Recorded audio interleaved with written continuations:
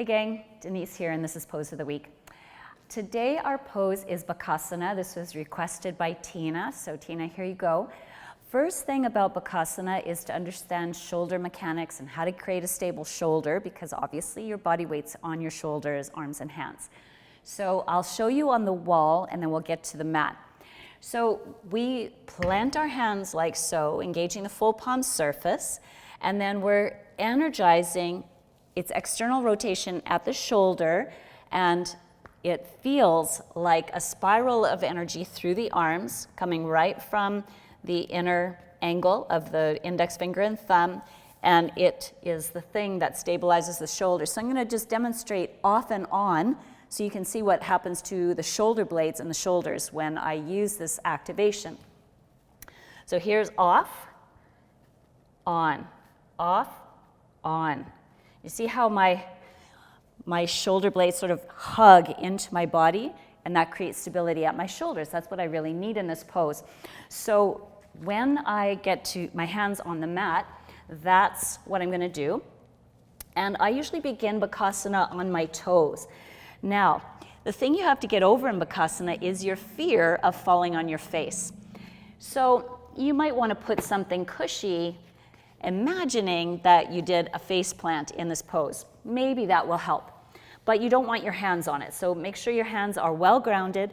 Plant the palms, wrap the elbows in, and then see about bringing your knees into the elbows. So I recommend just playing with weighting, just lean in. You know, a lot of people think that crow pose, which looks like, elbows on the outside and your elbows pushing out is a good prep for crane pose. It's not, because crow is teaching you to do this with your elbows. Crane, you need to do this. You need to get the elbows hugged in, energizing externally. So I wouldn't use one to get to the other. Bring your knees into your armpits. If they don't quite go, don't worry about it. Just keep them down a little bit lower. You have to find a fairly comfortable spot, so you'll have to experiment with that for a while. But keep the elbows hugging in and look forward. And then you can just practice rocking forward and back. Another thing that may help you, some people like it, is to put something under your toes so that you start off at a slightly higher position. And then you can rock forward and back. And that might help you just get a little bit more weight forward. You need to pull up strongly with your belly. One set of toes might start to lift up and eventually the other. And we're lifting and pushing the floor away from us.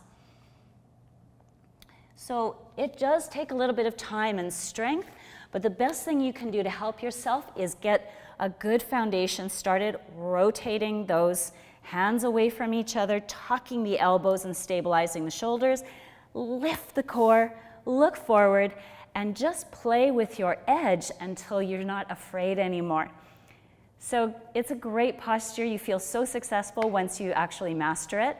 So it is worth trying for, but take it one step at a time. Don't push yourself forward, and if you're worried about falling on your face, just give yourself a soft place to fall. I hope that helps, Tina. Thanks so much for your request, and if you have a request from me, please send it along. Love to address it. Have a great day. Bye for now.